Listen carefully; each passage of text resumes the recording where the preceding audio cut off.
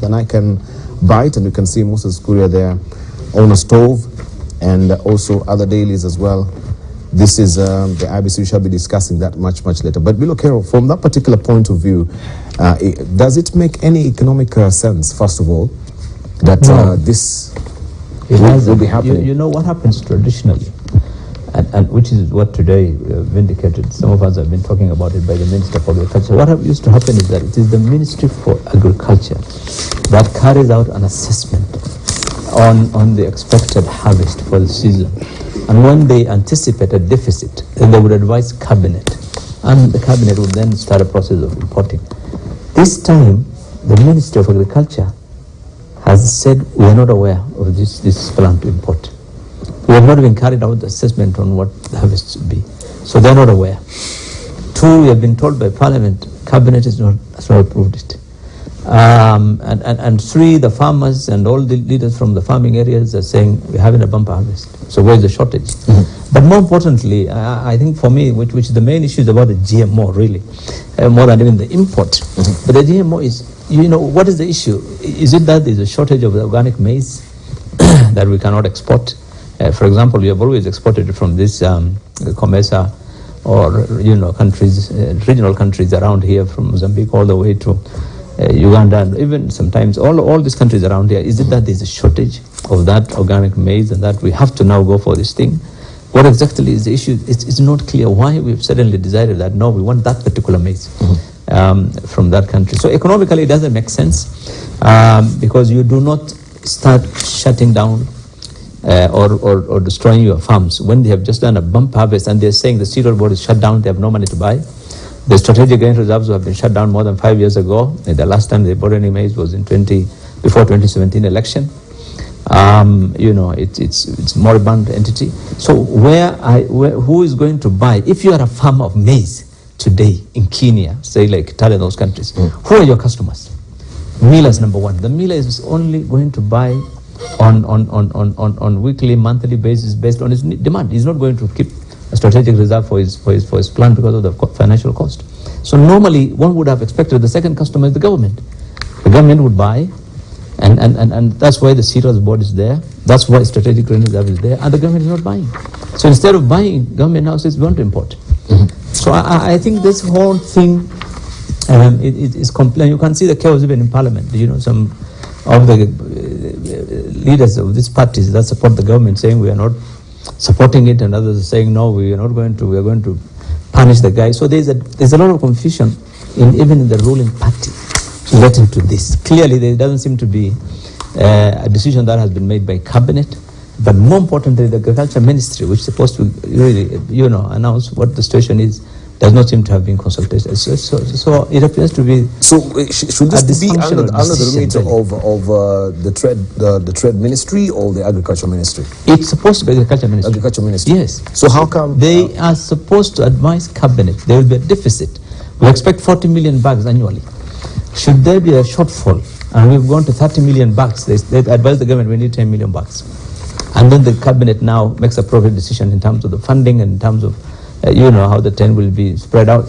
You remember even the time of Kiunjuri, there were attempts to do the same thing. And it was shut down eventually. And the government said there was no need to buy because the farmers insisted they have the maize. So this is a situation where the maize is available. The harvest is happening next month. And we are announcing. So it is not, there's nothing, it doesn't make an economic sense. Absolutely. Let me just ask you, because you sit also on the board of NCPB. But I think you can tell us, do we have maize in the silos first of all, and this decision, did it surprise you? Let me tell you, there are a number of factors that play into this debate. First of all, what Bilo is saying about farmers. Let me sort out your mic. I think it's making a lot of noise. I think it's fallen inside there. Can I just be hearing from Excel and Iraqi, then we'll come to you briefly. This is an interesting debate. Just hold on, because it's this is an interesting debate because GMO, as somebody said, has been there for quite some time. We have been doing a lot of research to modify the crops to make them maybe more productive, more disease resistant. But when we talk about importing GMOs, a lot of political emotions come in for two reasons. One is the science of it. There's a lot of disinformation about what GMO is all about. And that scientists come and explain to us. They can come out and explain to us why GMOs are better than traditional foods. The second problem is the market, the economics of it. One of the biggest fears about GMO is not so much the science of it, but the marketing or the economic part of it. That by using GMO, somebody can control the whole supply chain.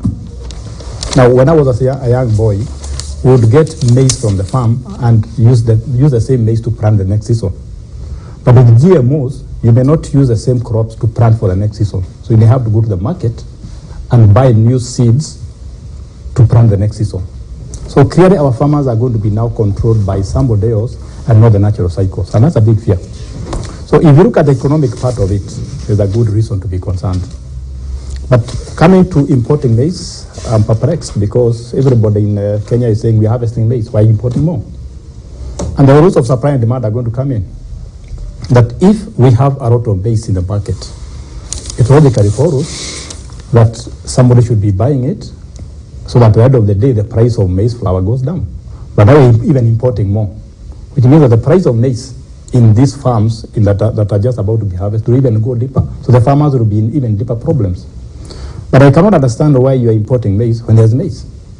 And you're not being told, for example, who is the owner of the ship landed so soon after the rule was lifted, or after the permission was given to import GMO maize. I think we need more information about where it is coming from, who is the owner of that ship, who gave the authority. Because as per now, when people say when we see here the cabinet is not aware, when the Minister of Agriculture says it's not aware, then who is aware? And I think one of the things we are looking for in the government is transparency. So that if we have the right information, we can make decisions as voters, as farmers, as MPs, as all the stakeholders in the country's economy. So I want more information about GMO, importers, where they are getting from, who gave the permission. Then we can now have a more solid debate. All right. Okay. Back to you, James Bro. Dibal, what I was saying is, and everybody's saying the farmers are about to harvest. But every day people need to eat. And I think that's where we need to make a rationalized decision. When the CS for Trade, Moses Kuria, talked about importation of GMOs, for me it sounded like a desperate call because there is a shortage of maize. There is no doubt about that. That's why the price of unga has refused to go down. In fact, if you are following the price of maize, right now it's on the upward trajectory. The local millers are buying a sack for now 5,400 or upwards of that. It should be much lower than that per bag of maize of 90 kilos. So when you are being promised that tomorrow there'll be a good harvest, but you need the food today. So really, it's a very thin line between what do we need to do immediately now, because there is food demand for today, tomorrow, until the harvest is done. Now, when you say that there is a lot of maize, again, I want to say sometimes it's theory. Farmers have, if there is any maize that they're having, why are the millers, why are they not selling it to the millers? There is also an element of hoarding of this maize by the farmers, so that they do not want to release it now. They are hoping that the upward trajectory of the price is going to continue, so that they hoard and sell when the price is at its highest. Meaning they are also punishing this country. So for me, I think there's no solution to hunger other than putting the food on the table. If it means bringing maize from outside so that the farmers can unlock their maize, so be it. But really, it is also mischievous of the farmers to be hoarding. If there is any maize, it should be with the millers or it should be in the market. But if you go around now, all the maize that is being milled, a lot of it is imported from the neighboring countries, from Tanzania, from Zambia, from Malawi. That is the truth. So we must also stop going around in circles hiding behind. There is hunger, yes. We are dealing with a disaster. The whole country is suffering. We used to have 18 African countries. Now they've gone up to 21. So make me understand. So yes, the protest is about that. Is it about the lead time between now and the harvest time, or we already have the maize on the ground? There is no maize. There is no maize on the ground as such. Are you sure? Look at today's report by the PS in the Ministry of Agriculture. Yes. No, I'm saying, sorry, below. I'm saying, when you talk about the imported maize, it's not yet in the country. In this country, No, there we're is asking, we're not talking local- about imported, we're talking local- here. local We have maize. maize on the ground, or there we're is- waiting there for the is- harvest? There is local maize that is still in the shambas that has not been harvested. But meanwhile, you wait for Is that so? No. Yes. There is maize. You are saying that it is expensive. One. Two, you are saying it's Yeah, being that is hoarded. being hoarded, yeah. Three, you are saying it's not harvested. Which one? I think is because No, from what the PS is saying today, this is the PS agriculture. He said maize is there in the country. The thing is about, so there's no shortage of maize. No.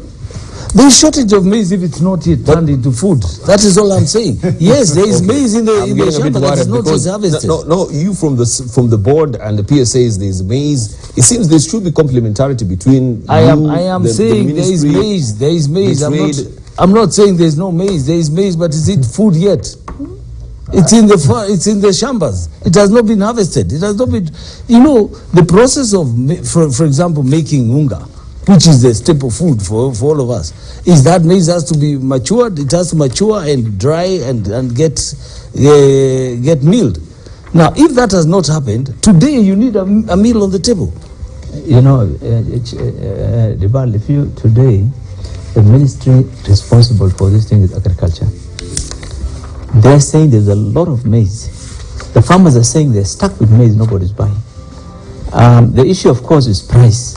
Yes. One. Two, the second issue is cash flow. Yeah.